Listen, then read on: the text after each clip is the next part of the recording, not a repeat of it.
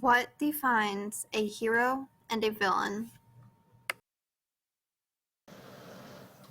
Mr. Laden, in your opinion, what defines a hero? Okay, yeah. A hero is somebody that goes the extra mile to do what's right, even if it's not easy. Self-sacrificing, that's a hero. And in your opinion, what defines a villain? The exact opposite. A villain is somebody that, I guess they go the extra mile to do something bad, something wrong. They go against what's good for society or other individuals, very selfish individuals, but very deliberately do something devious or dubious or just evil intentionally to cause damage.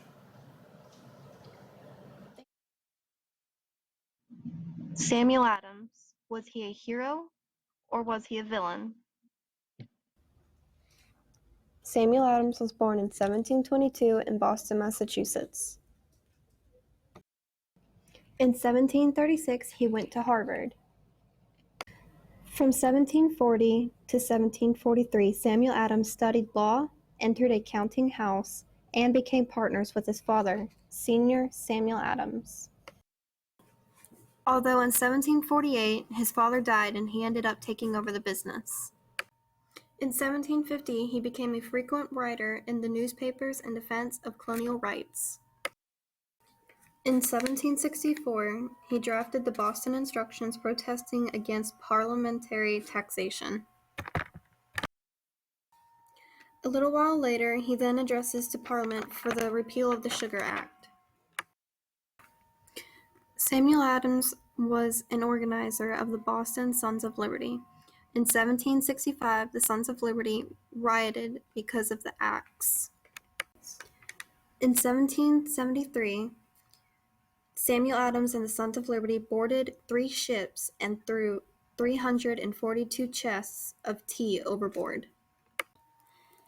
Even though he was considered a traitor by some and a hero by others, there is no real label to define him as, because he did go against Parliament, but he also stood up for what he felt was right and believed in no matter what the cost was. Osama bin Laden, was he a hero or was he a villain? Osama bin Laden was born March 10, 1957.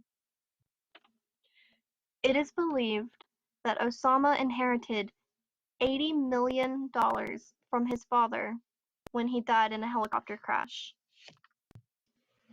In 1984, Osama bin Laden went to Afghanistan to help in the Holy Islamic War called Jihad. In 1988, Osama bin Laden became the leader of the Al-Qaeda. In 1991, Osama declares jihad against the United States. In 1993, the first bombing of the World Trade Center in New York killed 6 and injured 1,000. In 1998, the U.S. accuses Osama training camps for killing 20 people with cruise missiles. In 1999, the U.S. Federal Bureau of Investigation listed Osama as 10 most wanted. In 2001, 4 U.S. airliners are hijacked. 2 crashes into the Twin Towers. 1 crashes into the Pentagon outside of Washington, and the 4th crashes in rural Pennsylvania. Washington offers $25 million for any information leading to Osama arrest. Osama vows no peace for the U.S. and its citizens on a news broadcast. In 2002, after the attack, Osama is believed to be dead or in Afghanistan. In 2003, Osama claims that there will be more attacks unless U.S. agrees to a truce.